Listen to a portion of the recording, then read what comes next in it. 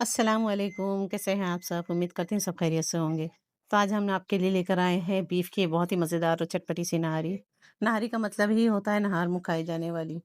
ये जितनी ताज़ी अच्छी लगती है ना, उससे कई गुना ज़्यादा बासी अच्छी लगती है। यानी कि रात की पकी हुई हो, सवेरे खाकर देखिएगा उसका टेस्ट दुगना हो जाता है। उसके लिए देखिए हमने 3 मीडियम साइज़ की प्याज़ ली है, उसको एकदम बारीक-बारीक स्लाइस करके रख लिया है। ये बघार के कुछ मसाले हैं, दालचीनी की लकड़ी, लौंग, छोटी इलायची, बड़ी इलायची, तेज़पत्ता और दालचीनी की लकड़ी।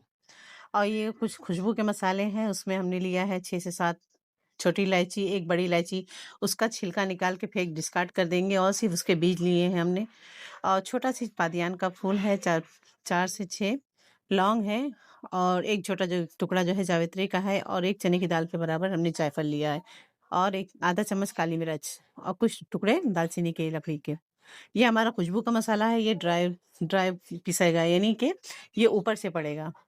और जो खुशबू का वो मसाला है, वो जो बघार के लिए जाएगा। तो सबसे पहले हमने कुकर लिया, कुकर को गरम किया, उसके अंदर हमने तेल डाला, तकरीबन हमने 150 ग्राम के करीब तेल डाला।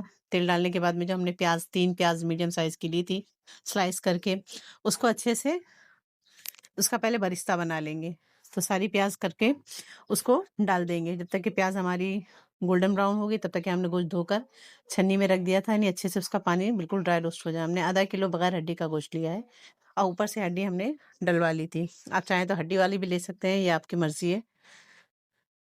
हमने बगैर हड्डी लिया था और उसको भी धोकर अच्छे से उसका पानी पूरा ड्रेन कर लिया और जब तक कि हमारी देखिए प्याज़ भी एकदम बिल्कुल गोल्डन ब्राउन होने लगी, इसका हम बरिस्ता बना लेंगे। ज़्यादा ब्राउन नहीं करेंगे, ज़्यादा ब्राउन होने से उसका जो सालन का कलर है वो थोड़ा-सा ब्लैकिश हो जाता है। तो ये प्याज़ देखिए हमारी बिल्कुल तैयार है। हल्की मीडियम पे ही हमने निकाल लिया था क्योंकि इसमें कुकिंग प्रोसेस चालू होता है। तो इस वज़ह से हमने सारी प्याज़ निकाल ली और उसी तेल में हमने जो खड़े खुशबू के मसाले थे, वो हमने डाल दिया गरम। और डालने के बाद में जब वो क्रैकल हो गए कुछ सेकंड के लिए, उसके बाद में हमने जो गोश्त धोकर रखा था, वो गोश्त को डाल देंगे। और गोश्त को डालने के बाद में खूब अच्छे से उसकी भुनाई करेंगे, यहाँ तक कि जो उसका पानी निकलेगा, वो पानी भी हमको बिल्कुल ड्राई कर लेना है। तो उसके अंदर से एक अच्छी सी खुशबू आएगी और उसका जो टेस्ट है, वो बहुत अच्छा हो जाता है। और जो गोश्त खूब अच्छे से भून के एकदम ऑफ व्हाइट हो जाए, तब उसके बाद में हमने उसके अंदर अदरक लहसुन का पेस्ट डाला। 2 चम्मच हमने अदरक लहसुन का पेस्ट डाला, उसको भी खूब अच्छे से भून लेंगे 5 से 7 मिनट। उसके बाद में हमारे ये सूखे मसाले हैं, 2 चम्मच हल्दी है, 2 चम्मच धनिया है और 1 चम्मच सूखी लाल मिर्च है, यानी पिसी हुई लाल मिर्ची है। ये मसाले भी हमने इसी में डाल दिए। मसाले डाल के भी हम 5 से 6 मिनट भूनेंगे। खूब अच्छे से इसकी भुनाई हो जाए, मसाले में से गोश्त में से खूब अच्छी सी एक खुशबू आने लगे, इस हद तक कि हमको भूनना है। ये देखिए मसालों का कलर पूरा चेंज हो गया। उसके बाद हमने उसमें 1 चम्मच नमक डाला। नमक डाल के उसको भी 2-3 मिनट तक के अच्छे से भून लेंगे। जब अच्छे से मसाला बिल्कुल भुन गया, उसमें से एक अच्छी सी खुशबू रिलीज़ होने लगी, फिर हमने उसमें गरम करके पानी डाला था। इस बात का ध्यान दिएगा कि पानी गरम डालिएगा। थोड़ा-सा हमने 1 गिलास पानी गरम करके उसको डाल दिया और उसके बाद में हम उसको लीड लगा देंगे। लीड लगा के हमने 2 सीटी फ़ास्ट आँच पे, 2 सीटी स्लो आँच पे लगा के हमारा गोश्त गलने तक के पका लिया। फिर उसका प्रेशर खुद रिलीज़ हो गया। तो देखिए गोश्त में कितने अच्छे से भुनाई हो गई है और उसने तेल भी रिलीज़ कर दिया है। तो हम क्या करेंगे, ये तेल को हम अलग से प्याले में निकाल लेंगे। प्याले में निकाल लेने से क्या होता है पता है? फिर जब हम बाद में बेसन डालते हैं ना, तो बेसन पूरा ऑयल जो है एब्ज़ॉर्ब कर लेता है। तो बेटर होगा कि आप तेल पहले से प्याले में निकाल लें। और ये हमने 2 चम्मच बेसन लिया था, उसको ड्राई रोस्ट किया था। बिल्कुल अच्छे से देखिए गोल्डन कलर आने तक के हमको इसको धीमी आँच पे भून लिया। और ये हमने 150 ग्राम के करीब दही ली थी। दही को हमने खूब अच्छे से बीट कर लिया, यानी इसके अंदर से लम्प्स ना हो। और फिर हमने तेल निकालने के बाद में कुछ तेल उसमें छोड़ दिया था और फिर दही डाल के उसको भी भुनाई करेंगे। जो हमारे सूखे गरम मसाले थे, जो हमने शुरू में आपको दिखाए थे, उनको ड्राई रोस्ट किया। उसके बाद में जो बरिस्ता था, उसको भी उसी मसाले में ड्राई रोस्ट की यानी पीस लिया। पीसने के बाद में फिर जो हमने बेसन रखा था, बेसन को इसमें बरिस्ता के साथ ही पानी में डालकर थोड़ा-सी उसको भी मिक्सर में ग्राइंड कर लेंगे। इस तरह से हमारी जो गुठलियाँ वगैरह होती हैं बेसन की, वो हमको छानने की ज़रूरत नहीं पड़ेगी और खूब अच्छा से एक फाइन सा पेस्ट तैयार हो जाएगा।